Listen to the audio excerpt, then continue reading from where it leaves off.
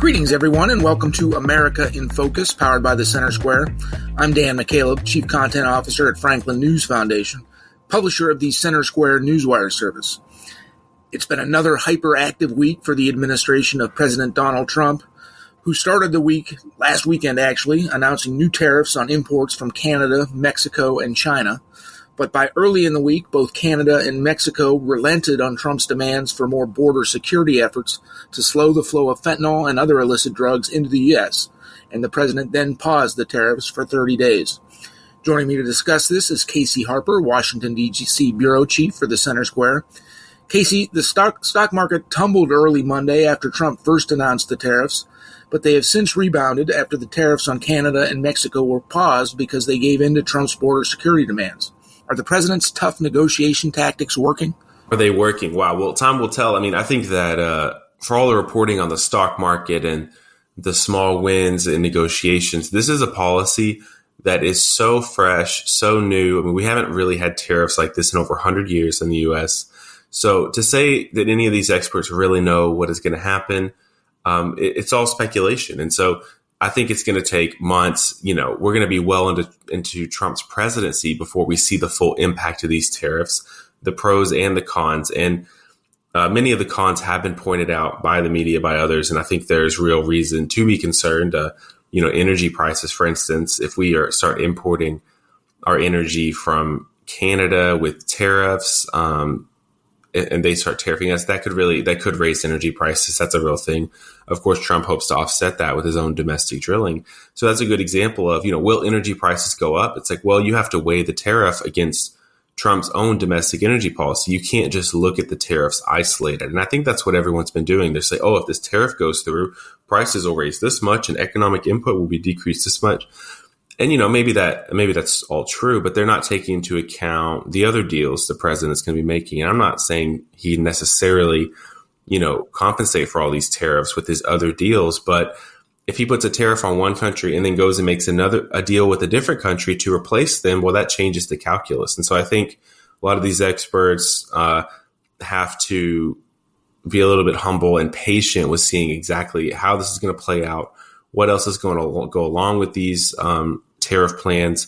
But to your point about the stock market, Dan, there is certainly a lot of uncertainty, and the stock market doesn't like that. We're definitely in the land of uncertainty on these tariffs right now. Agreed, but I think what much of the media ignores when it comes to Trump's tariffs is that it's all part of the negotiation tactic, the art of the deal, right? Mm-hmm. He's looking for concessions from these countries, Canada and Mexico, let's just start with, because of the border crisis over the 4 years of the Biden administration.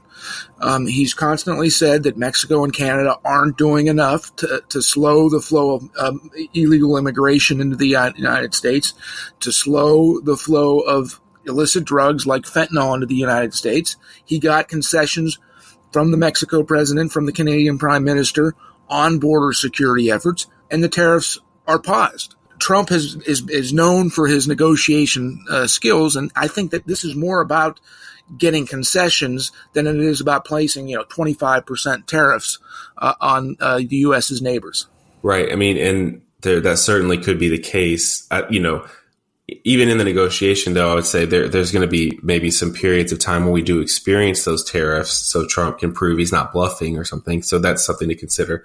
But with the negotiations, I mean, you're right. I mean, he has gotten these concessions. Now, critics of Trump were quick to point out that, Canada and Mexico, they were already planning to do this. This is a hollow victory. But I didn't really buy that argument because, politicians say a lot of things, but when they actually act is what's important. And they may have been promising or saying they were going to do these things, the leaders in Canada and Mexico, but with these tariffs, forced action. They forced a sense of urgency. And that's been the hallmark of Trump's presidency so far, a sense of urgency. We can barely keep up with these executive orders and these tariffs and these new actions and appointees and all these things. So there's a lot of things that, people have been talking about should happen, but these tariffs, Dan, to your point, create a sense of urgency and say, no, it's going to happen now, not, over the next 6 or 12 months. It's going to happen tomorrow. Which is a timeline that, I'm here in the DC area. I know how people think. They don't think in terms of days when it comes to policy. They think in terms of quarters and years and decades. They think of funding over a 10-year time span. So Trump's able to put this sense of urgency and say, no, this is going to happen today. And I think that's really the strength of the negotiating tactic. These tariffs on China, you reported this week that it also could lead to an end of a tax loophole for these Chinese retailer outlets, online retail outlets like Shein and Temu, who have been able to skirt U.S. import laws and tariffs on those imports because of a loophole in the law. You report on that this week. Tell us a little bit about that. Right. So while the Mexican and Canadian tariffs were a bit more unconventional and surprising and controversial, the Chinese tariffs were more well received, I think. And it's a very, multifaceted issue. But what you're referring to that I reported on is that there's been this thing called the de minimis exemption where, Chinese companies were able to ship directly to American consumers packages as long as they were less than $800 in value without really paying taxes on them. And they were also able to avoid a lot of the security screening that larger packages receive. And so because of that, one, they're evading an incredible amount of American taxes. We're talking hundreds of millions of packages, billions of dollars use this exemption.